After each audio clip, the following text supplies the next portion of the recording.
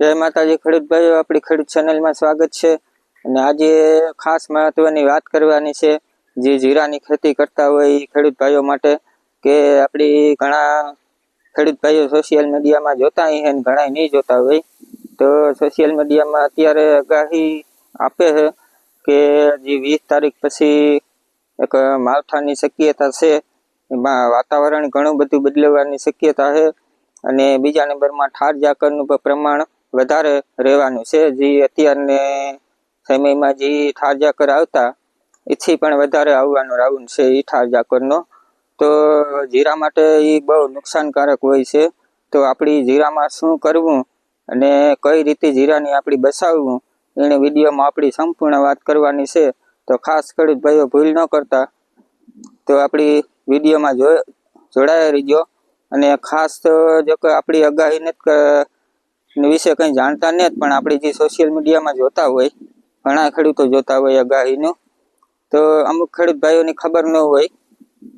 એનું કારણ છે કે અમુક ખેડૂત ભાઈઓ આગાહી જે સોશિયલ મીડિયામાં દેતા હોય જોતા હોય, પણ જે ચોમાસામાં ને ત્યારે જ જોતા હોય વધારે પડતું, અત્યારે ન જોતા હોય અમુક ખેડૂત ભાઈઓ, ને અમુક ખેડૂત ભાઈઓ જોતા હોય।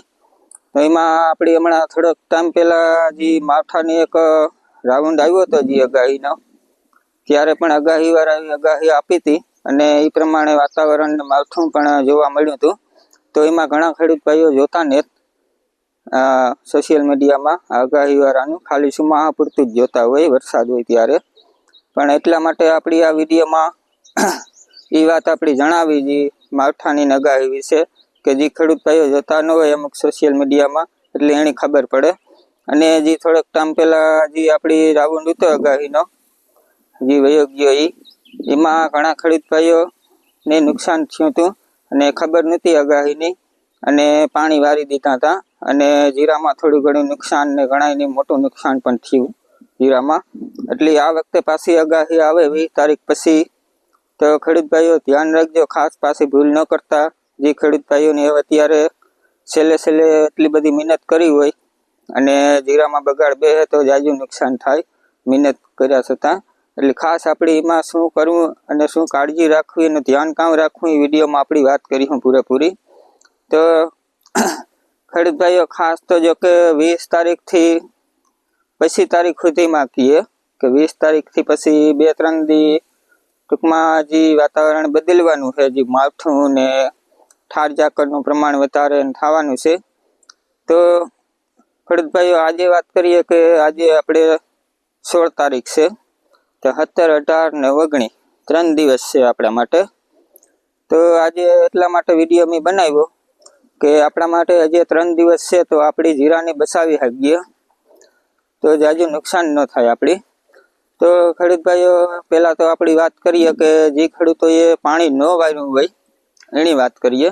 અને જે ખેડૂત ભાઈઓ પાણી વારેલી કદાચ 17, 18માં કે 19માં કે જે કોઈ ખેડૂતોને ખબર ન હોય અને પાણી વારી લીધું હોય ને પછી આપણે કદાચ વિડીયો જોવે, તો એના માટે શું કરવું પાણી વારેલું હોય એ પણ આપણી વિડીયોમાં વાત કરીશું। તો પહેલા વાત કરીએ કે જે ખેડૂત ભાઈએ પાણી ન વાર્યું હોય જીરામાં, તો કોઈ સારા ફૂગનાશકનો રાઉન્ડનો આપણી છંટકાવ કરવાનો આમાં જીરામાં। એનું કારણ એ કે કોઈ આપણી સાપ પાવડર છે, M45 છે, એનો આપણે ઉપયોગ કરી શકીએ, જેથી કરીને આપણી વાતાવરણમાં ફેરફાર થાય તો એના માટે આપણી રાહત મળે જીરામાં। અને બીજા નંબરમાં કે ખેડૂત ભાઈઓ જે ખેડૂતોએ કદાચ 18, 19 કે 20 તારીખમાં પાણી વારી દીધું હોય, પીવરાવી દીધું હોય જીરું, અને પછી ખબર પડે કે આ વાતાવરણ બદલ્યું ને આગાહી છે, તો ખાસ કરીને જે પીવરાવવા માંગતા હોય ને ખેડૂત ભાઈઓ એ પીવરાવતા નહીં જીરું। એનું કારણ છે કે જે આગાહી છે 20 તારીખ પછી છે, એટલે કદાચ 21 તારીખ કે 2-3 દી કે એવી રીતના રહેતી હોય આગાહી 2-3 દિવસ। તો અત્યારે હજી 5-7 દિવસ છે, 5-7 દિવસમાં જીરાની કાંઈ ન થાય, ગમે એવું સુકાતું હોય ને તોય પણ એની ભેજ થોડો ઘણો જ જોતો હોય, એટલે જમીનમાં હોય જ, એ માથે ખાલી સુકાઈ જતું હોય। એટલે બને ત્યાં સુધી પીવરાવતા નહીં, ખાસ કરીને જીરાની, અને ફૂગનાશકના સારા છંટકાવ મારવાના, સારું ફૂગનાશક હોય એ। અને બીજા નંબરમાં કે જે ખેડૂતોએ પીવરાવી દીધું જીરું, એના વિશે વાત કરીએ। તો જો પીવરાવ્યું હોય તો એમાં આપણી જાંબુડીઓ, પછી લીલો હુકારો, કાળી શરમી, આ બધા રોગ આવવાની શક્યતા વધારે રહેતી હોય. પીવરાવ્યું હોય ને આવું વાતાવરણ બદલે એટલી ખરાબ વાતાવરણ થાય એટલે આ વધારે રોગ આવવાની અત્યારે શક્યતા હોય. તો એને ખાસ કરીને જે ખેડૂતોએ પીવરાવ્યું હોય ને જીરું એ હના દાયથન મારી દીજો. જે દાયથન આપ્યો ને જીરાની તો જે ભેજ ને પાણી વાળેલ હોય ને એ બધું સૂહેલીએ દાયથન, એટલે વાતાવરણ બદલે તો વાંધો ન આવે. અને બીજા નંબરમાં પીવરાવેલ હોય એટલે ઠાર ઝાકર આવે એટલે ડબલ એની ડોઝ થઈ જતો હોય, એટલે ભેજ વધી જતો હોય. એટલા માટે આપણે દાયથન આપી દઈએ જીરામાં, એટલે ભેજ બધે સૂહેલીએ.